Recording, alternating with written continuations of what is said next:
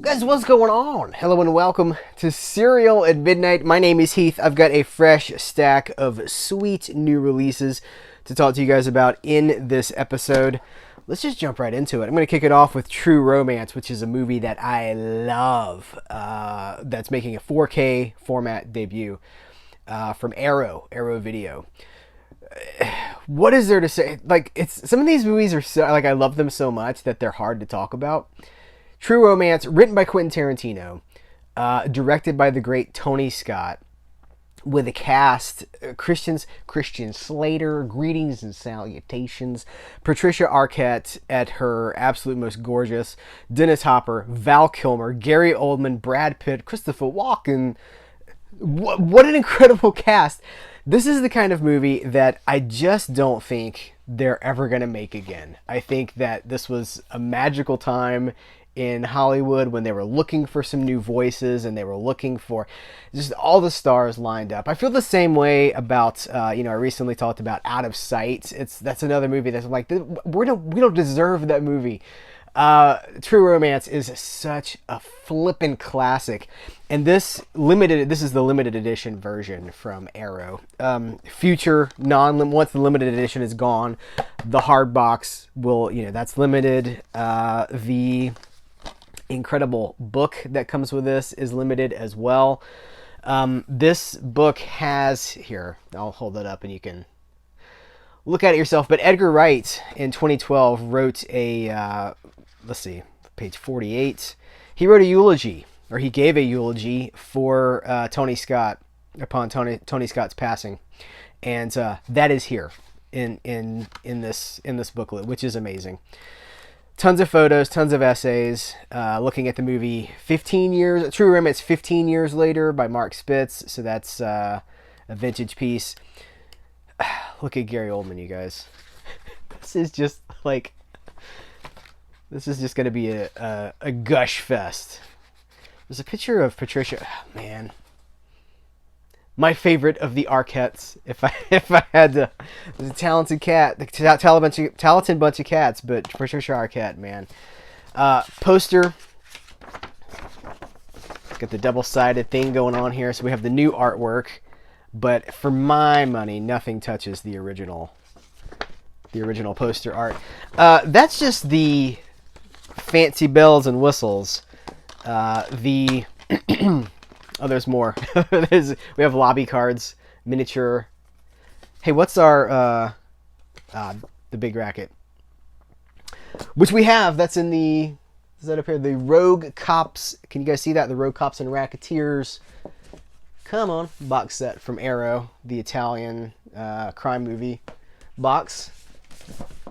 Okay, here we'll do it like this. True Romance lobby card 1, 2. True Romance, you're so cool.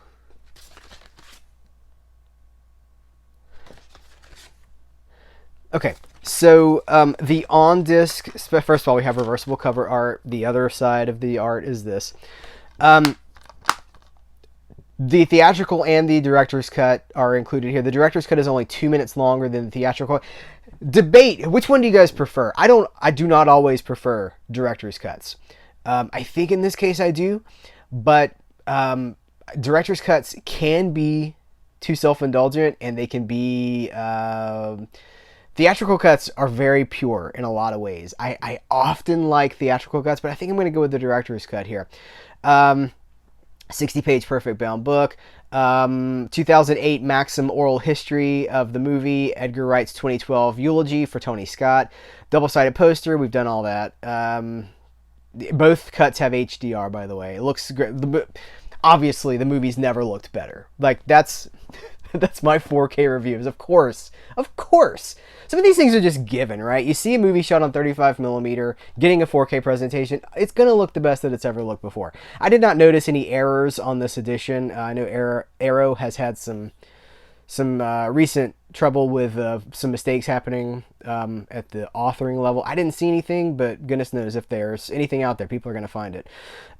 Check out, okay, here we go. Audio commentary by director Tony Scott. Audio commentary by writer Quentin Tarantino. Audio commentary by Christian Slater and Patricia Arquette. Audio commentary by critic Tim Lucas. Select scene commentaries with Dennis Hopper, Val Kilmer, Brad Pitt, Michael Rappaport. Brand new scene commentaries by co-stars Saul Rubinek and Bronson Pinchot. New interview with costume designer Susan Becker. New interview with co-editor Michael Tronick. New interview with composers Mark Mancina and John Van Tongeren. New interview with Larry Taylor, the author of Tony Scott, A Filmmaker on Fire. Deleted scenes with optional commentary with Tony Scott. Alternate ending with optional commentaries with Tony Scott and Quentin Tarantino. The electronic press kit featurettes, behind the scenes footage, all the original EPK stuff. So I have the Blu-ray for True Romance, but I will never watch it again. And I should note that this is only 4K. This is not a 4K Blu-ray combo pack. So you do need to have 4K capabilities before you purchase this, if you plan to watch it. But man, this is when Arrow does these things. Sometimes Arrow just hits home runs. You know what I mean? I'm trying to get all this back in here. And this is, for me, this could not be better. This could not be any better than it is. Okay, so let me set that to the side. Oh, I left the big racket. I'll have to put that in there later. From Blue Underground, the 4K for Uncle Sam. Here, let's see if we can, there we go. Sort of a movie for our times? I don't know. So it's the 4th of July weekend, and the recently discovered corpse of Sergeant Sam Harper, killed by friendly fire during the first Gulf War, is returned to his all-American hometown. But when Sam rises from the dead to punish the unpatriotic, only his young nephew and a bitter Korean War veteran, played by Isaac Hayes, can stop this red-blooded rampage. Draft dodgers, tax cheats, and crooked politicians, flag burners beware. Uncle Sam wants you dead. So directed by Bill Lustig, who is the founder of Blue Underground and the director of Maniac, and I think they've got a credits list here. Let's see. Bill Lustig, Maniac, Relentless, written by Larry Cohen, God Told Me To, and The Stuff. Comes from a new 4K 16-bit restoration from the original 35mm camera negative with Dolby Vision HDR, Dolby Atmos.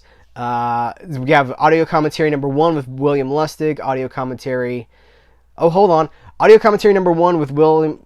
I call him Bill. This is William. With William Lustig, Larry Cohen, and producer George G. Braunstein. Audio commentary number 2 with director William Lustig and star Isaac Hayes. Bo Hopkins is in this. I'm realizing as I'm talking about this. Hey, man. It's a cat. Cat shenanigans. The cat shenanigans that you guys are about to... A cat did something to one of these new releases. It is an American tragedy. We'll talk about it in a second. So many of these cats have left us. I'm realizing William Smith from Fast Company, PJ Souls, Halloween, Carrie. Anyway, this is Fire Stunts with audio commentary by stunt coordinator Spyro Razatos. Deleted scene, gag reel, theatrical trailer, poster, and still gallery. We have alternate artwork. The other side of this is the corpse version of this, that version. Great stuff. Blue Underground continues to be a leader in the 4K market. I was talking about them. They were one of the first, if not the first, boutique labels to, looking at my shelf here, House by the Cemetery, The New York Ripper, The Toolbox Murders. They really, like all those Fulci movies, Zombie, they were one of the first boutique labels to bring 4K restorations of deeper cuts to the market before Criterion. I want to say before Arrow as well. Blue Underground was there at the beginning. They took a big shot, and they're continuing to do so. The Final Countdown just popped into my mind. So kudos to Blue Underground. I know that, I just appreciate what they're doing. They charge a little bit more than some of the other companies, but I think they've got a lot more invested in them. Blue Underground is not a corporation. They are not this huge company. They are financing these things out of pockets and using the profits of what they sell to finance the next 4K restoration. So sometimes people talk about that. They're like, yeah, but they're so expensive. I'm like, well, that's why, because they're not Sony or Universal. It's just a very small group of people, and the profits from what you buy finance the next thing. From MVD Underground, MVD Rewind, the MVD Rewind collection, Monday morning. This is directed by Don Murphy. Stop it. Get out of here, cat. Oh, don't look at me like that. If you want to be on camera, come over here and I'll show you to the people. This is directed by Don Murphy, the Uber producer. He has produced Natural Born Killers, the Oliver Stone movie, written by Quentin Tarantino, Roger Avery. He is behind the Transformers franchise. I mean, mega producer, apt pupil. Full disclosure, I'm going to be talking to him very soon. I may have already talked to him by the time this video goes up, but I'll be interviewing him. He directed one movie, and this is that movie. Monday Morning, aka Class of Fear. Do we have... Yep, Class of Fear. This is a 1988 movie with... it's interesting because the headlines, like history, it's about school violence, but it could never have predicted the world we're living in right now, where people do the crazy things that they do in the classroom now. But it's a very interesting, very thought-provoking, controversial movie. Here's my statement on this. We must not let current news headlines censor or control or suppress art. This movie, I'm so glad that MVD, Eric Wilkinson at MVD Entertainment, and all the crew there at MVD have put this movie on Blu-ray, that this art has not been suppressed just because it's inconvenient. I am super anti-censorship. I'm super anti backwards, removing things from the viewpoint. Art is meant to be seen. It's meant to be commented on. It's meant to be looked at and learned from, and you can't do that if it's in a vault somewhere. So kudos to MVD. This is loaded too. We have a new, let me see here, new HD transfer, obviously because it's Blu-ray, original VHS version with its alternate title Class of Fear. That's in standard definition, obviously. 105 minutes. A 52-minute interview with writer-director Don Murphy, and Don Murphy, Portrait of a Producer. That's 24 minutes. Reversible artwork and collectible mini poster. All of these MVD Rewind collections. If you get in there soon enough, you get the slipcover. By the way, mine came shrink wrapped with this slipcover packaged in the shrink wrap. But if you get in early enough, you get the poster and you get the slipcover. So that's your incentive to not wait 3 years before you buy the release. That's why they do that.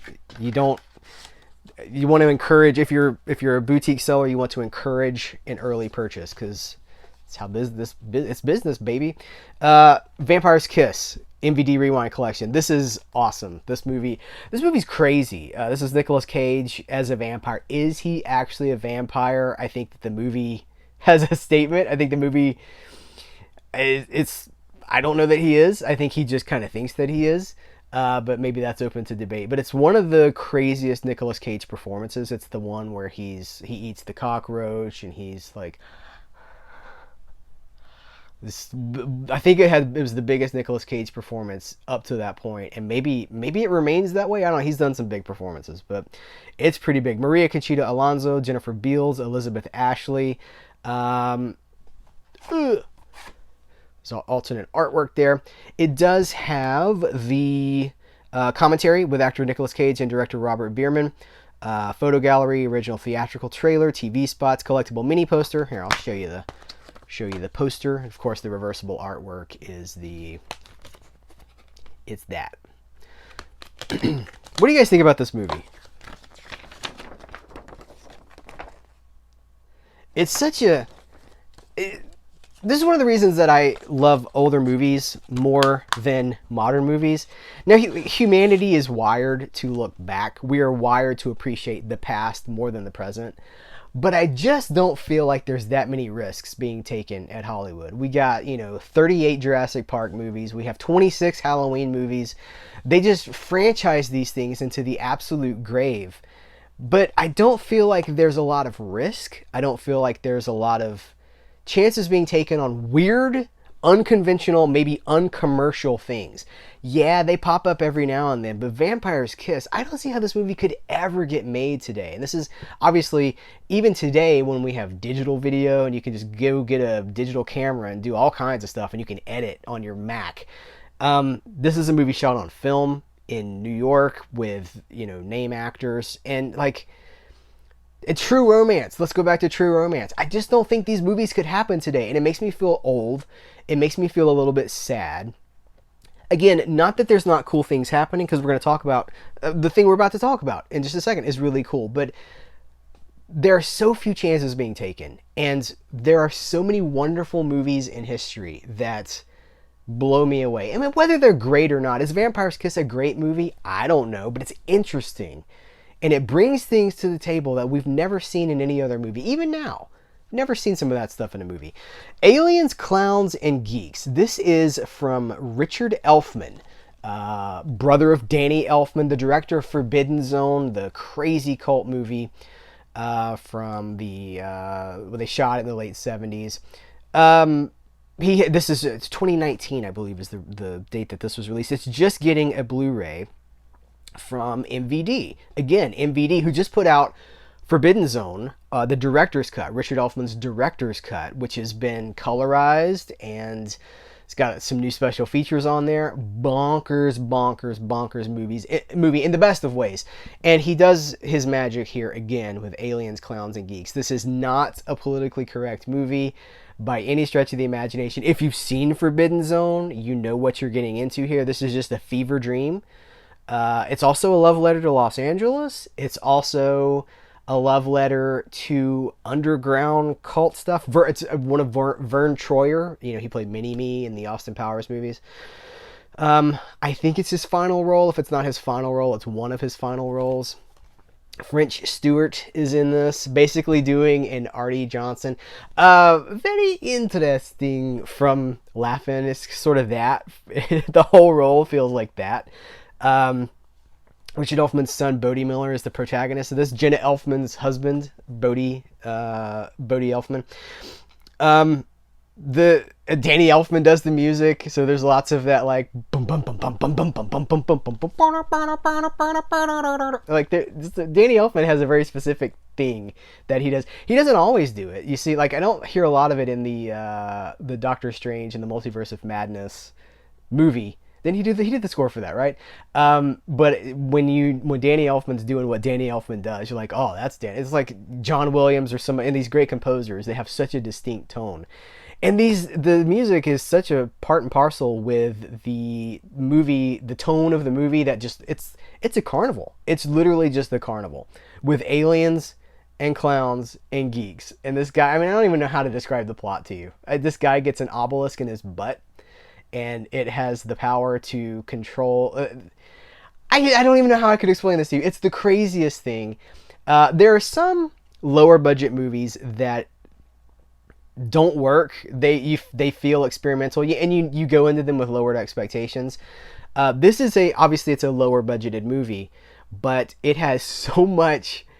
It just has so much there. You just feel like Richard Elfman is just like bursting with creativity. And he's just trying to put as many of these bizarre ideas down in film as he can.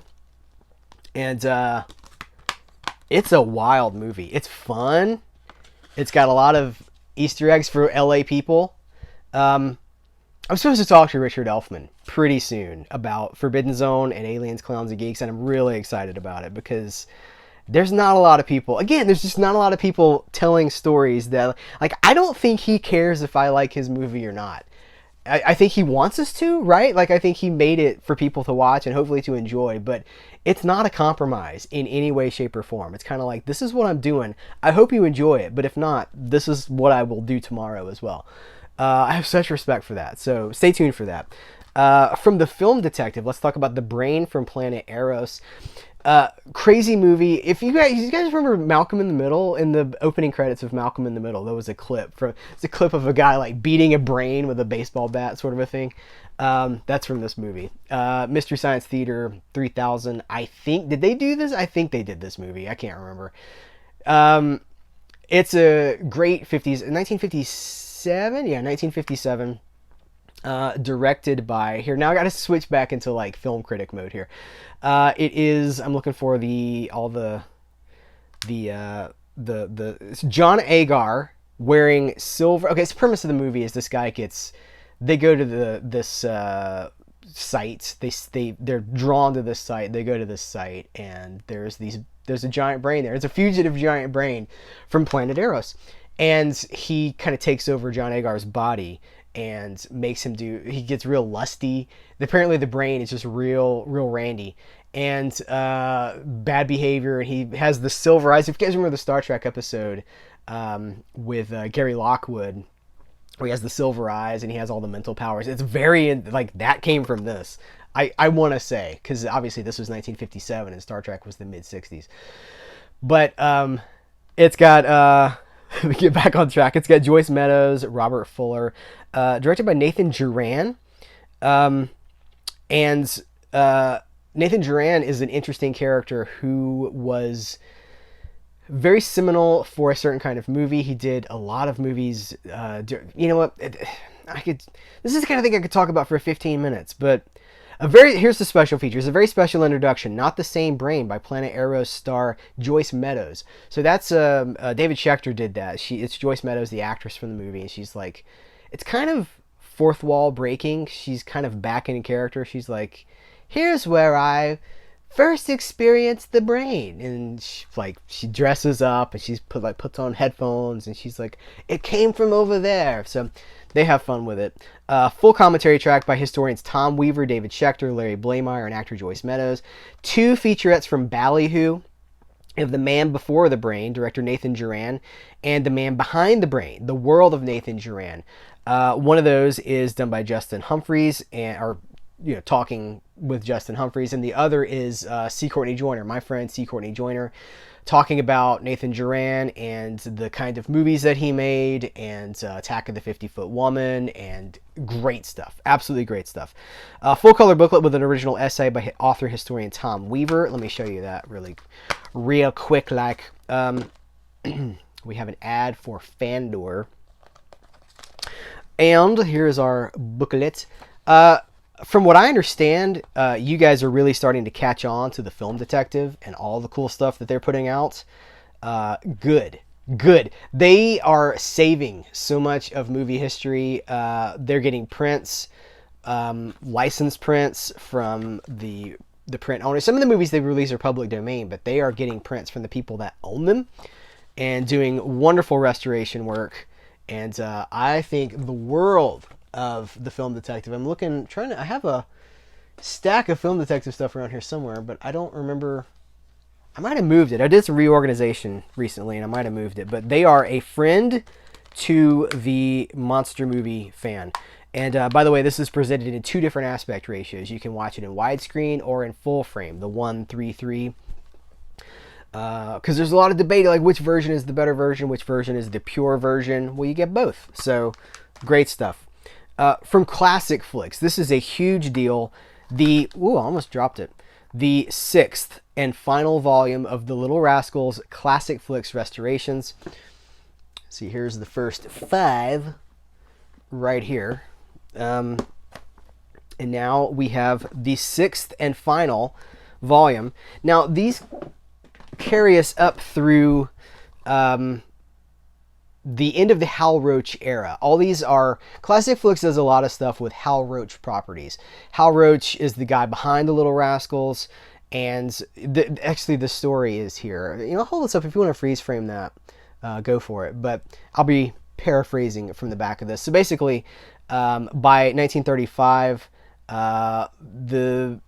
the Hal Roach model was shifting. He was moving into streamliners. Basically, double features were taking over at the box office, and 2-reelers were not as popular as they used to be. So the R Gang, the Little Rascals comedies switched to 1-reel, and with the exception, it even says R Gang Follies of 1938 was a 2-reeler, and that's here. But for the rest of them, they switched over to 1-reel.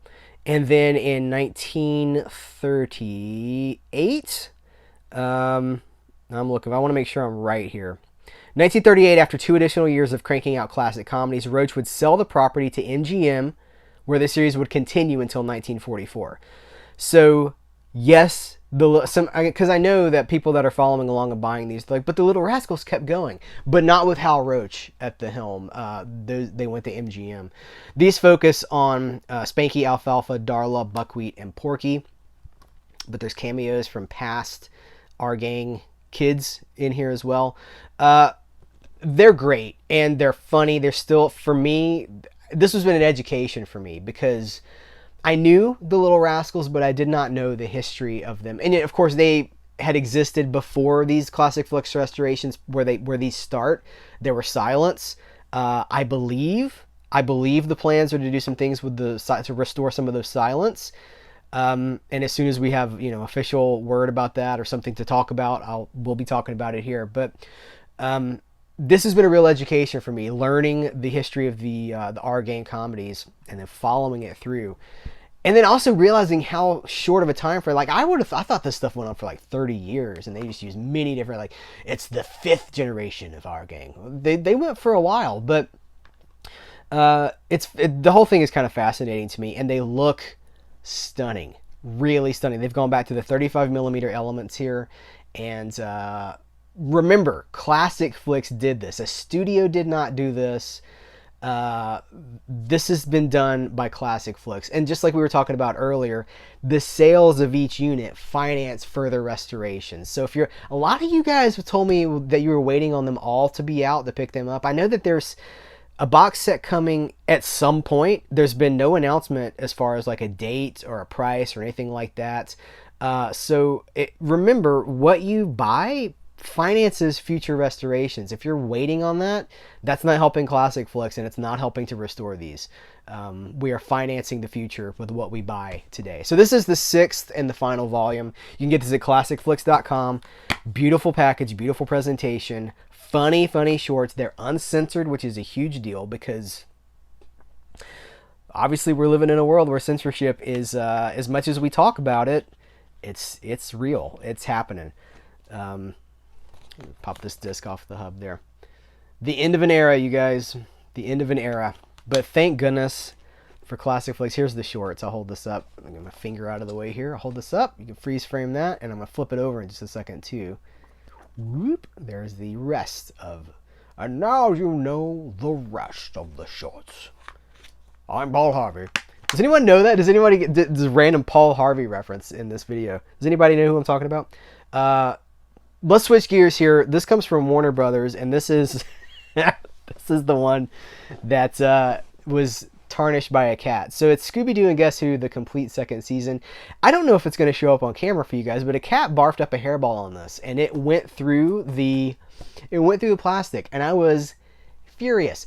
But I wasn't so furious because it already got beat to crap in the mail. It came in like...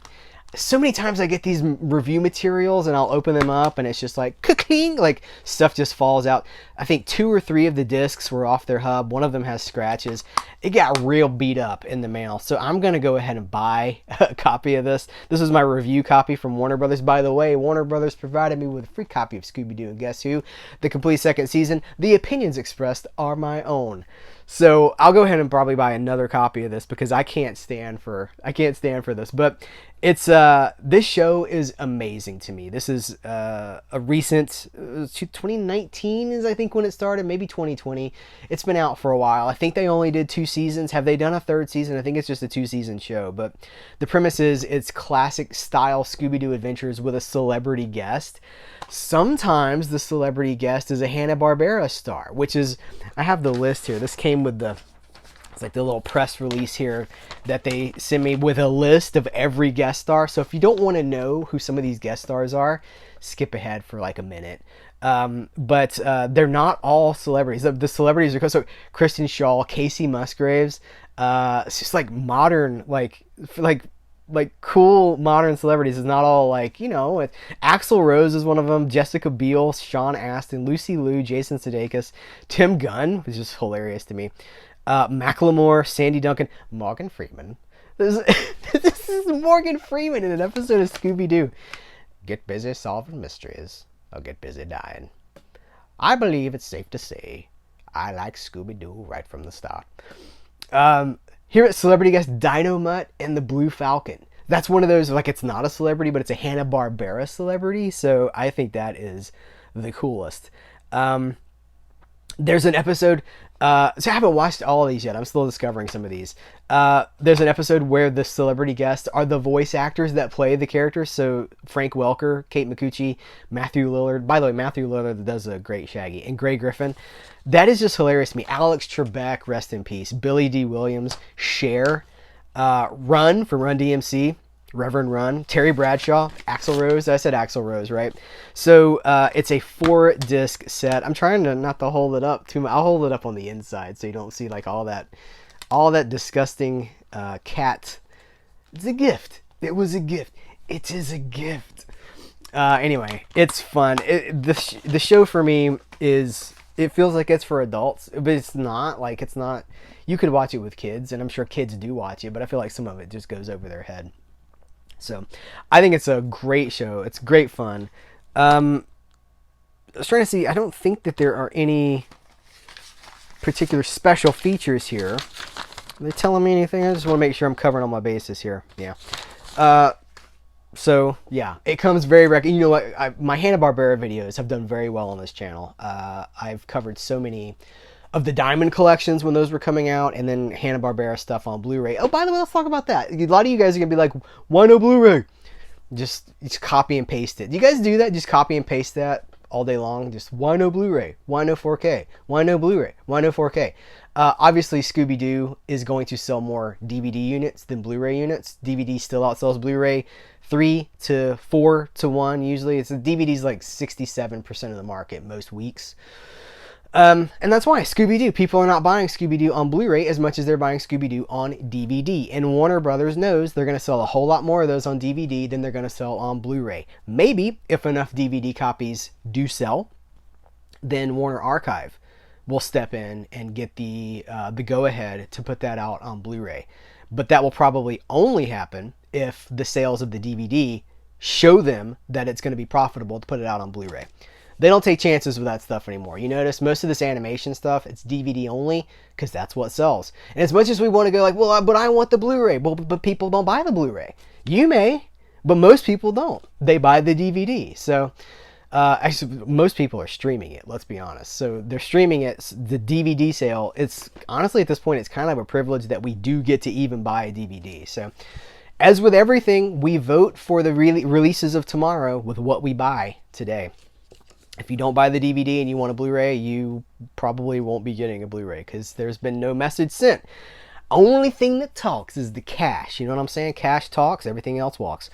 Let's talk about a new indicator region, a dual region release. This is a region A/B release, and this was really flying under the radar. The camera's doing a weird thing here. Hang on just a second. Let me lock that. I notice it's like fluctuating in color temperature. The Pamini organization from Indicator. There were 3 movies, 1972 to 1974. This company, the Pamini organization, they were a British upstart film company. 3 guys running the company. And they made 3 movies. Hunted, Assassin, and Moments. And that was it. That was their output. They hung around after they released these movies, which got they were critically acclaimed, like thrillers, 70s style British thrillers is what they are. They hung around until the mid 80s as a company, but I don't think they made anything else. I think they just made the 3 movies. And this is the story of that organization. And I'm not hearing anybody talking about this release. It really has flown under the radar, and I don't know why. I get a lot of press releases about this stuff when people announce these things. I don't remember getting anything about this. This is really, it's almost like a secret release.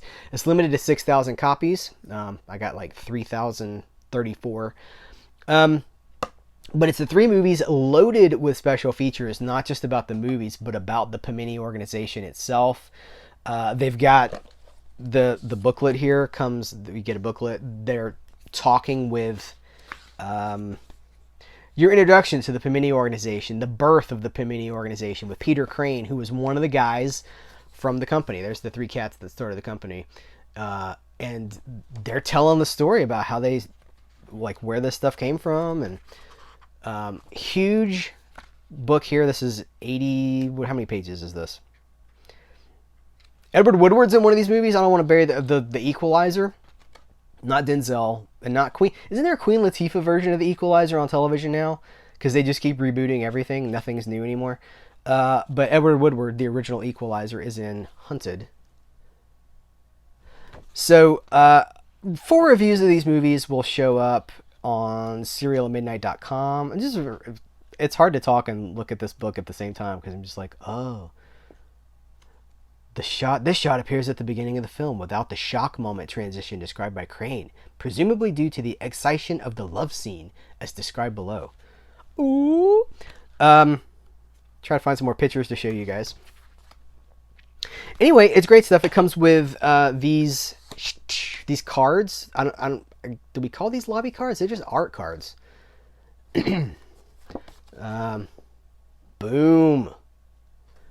Boom. Hold on, I missed one. Already saw that in the book. Saw that one. I think that's it. Yeah, that's it. So, I should also say, like, as of this video, this thing's going for like $30, which is crazy. A box set of obscure. I think this is, it says, the 3 lost films produced by one of the most vibrant British independents of the 1970s, rescued from the archives and presented for the very first time on any home media format. So nobody's seen these. Maybe they've aired on television. I don't know. But this is their home video debut, as in no DVD, no VHS. This is their debut. So it's 2 discs, 2 movies on one disc, 1 movie on the other, and of course tons and tons of special features. We have reversible artwork. There's the Moments. We have the Assassin cover and the Moments cover. No Hunted cover. Anyway, it looks great, and I'll talk about the movies down the line at some point. But I wanted you guys to know about it. 1, because it's limited, and it seems to be secret. It seems to be something I've heard no one talk about it, like no one. So now you know. This is okay. Mill Creek. Let's talk about some Mill Creek releases. This has been a great release month. From, I guess these were June. This is June Mill Creek releases. We have a Martin Short double feature, Cross My Heart and Pure Luck. Pure Luck is a hilarious movie to me. Remember, I was born long ago, and they don't make comedies like this anymore.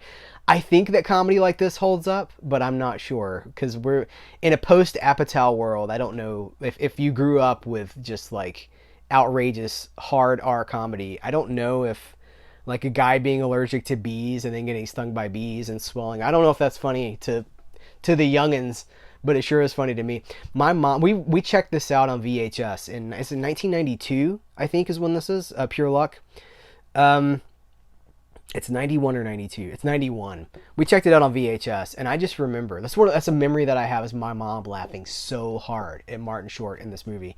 It's a buddy movie. Well, I mean, it's not buddies. It's Martin Short and Danny Glover, and it's like they're so different. They have to go solve this. They're looking for a missing person, and to me, it's very funny. Cross My Heart is a weird movie because it's Martin Short as a romantic lead. You can tell that they were really trying to take a shot with his career, where it's not a funny movie. It has some humor in it, but it's not really a comedy. And he is a romantic lead, and he's starring opposite Annette O'Toole, who is incredibly sexy in this movie. They're both naked in this, by the way. If you ever wanted to see Martin Short naked, here's your opportunity. Strange tone. It's almost like a play. It's like a 2-star play. Not a 2-star, 2-actor, like a 2-performer play. But it's really interesting, and I don't know that it works as much as it could. But it's. But Lawrence Kasdan is one of the producers as well. That should tell you what you're getting into. In addition to Lawrence Kasdan's work with Lucasfilm, in the 80s, he was doing a lot of a very specific kind of like coming of age, 30-something comedy. That's what this is anyway. Two movies, one Blu-ray. Another 2-movie on one Blu-ray pack here is this George Clooney double feature. You have The American, which is a thriller, sort of a spy thriller kind of a movie, and Leatherheads, which he directed. George Clooney directed that movie. It's got John Krasinski in it. So how you say his name? I said that right, didn't I? Renee Zellweger, John Krasinski. Is that what I said, or did I say Krasinski? It's the Jim from The Office. That's got him in it. I haven't seen it in ages. I really like The American. I have developed a new appreciation for George Clooney in the last year or so, where I'm like, he made so many interesting movies, and he doesn't do a lot now. He still, obviously, he still acts, I guess, but late 90s into the aughts, he was on such an interesting career trajectory, and I really like him. I like what he does there. So that's another double feature. We have 2 new retro VHS releases. We have King Ralph, which I know a lot of people love, and Heart and Souls. I haven't watched Heart and Souls yet, but this is it's a 1993 movie with Robert Downey Jr. Yes, he had a career before Iron Man.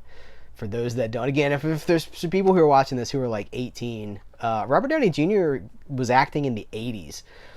Check out Tough Turf with James Spader, Charles Grodin, Keira Sedgwick, Elizabeth Shue. Oh, Elizabeth Shue. Tom Sizemore, David Paymer, and Alfred Woodard, a spirited comedy from the director of City Slickers. Again, I haven't watched this one yet. Ensemble piece, Tom Sizemore. Anyway, it's I think it's sort of like a supernatural, sentimental, almost like maybe a Frank Capra style romantic comedy with supernatural elements. Anyway, it has a new interview with, let me bust that out of the VHS slipcover there.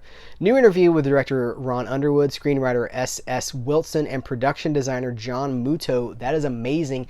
Most of the time we don't get new special features or any special features at all on these retro VHS releases. So that's cool to me. By the way, every time I talk about these, someone goes, why does it look like that? Why is the tape hanging out? Because if the tape wasn't hanging out, this art would not fit these dimensions. It would be too long. VHS tapes were longer than DVD. It's different dimensions. So to balance that out, they have to add the tape over here. I've seen different companies tackle it different ways, but that's why. Because you couldn't really, you could doctor it like the MVD Rewind collection does. You could put like stickers and stuff on there, but this says VHS tape. And I know a lot of people like these too. So not everybody does.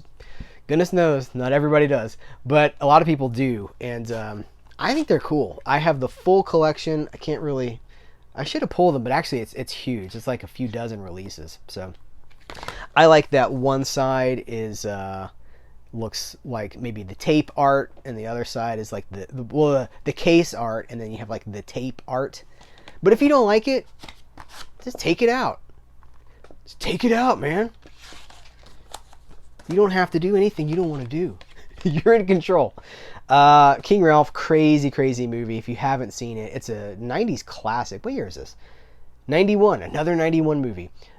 He ends up being the heir to the British throne, like a distant heir to a throne.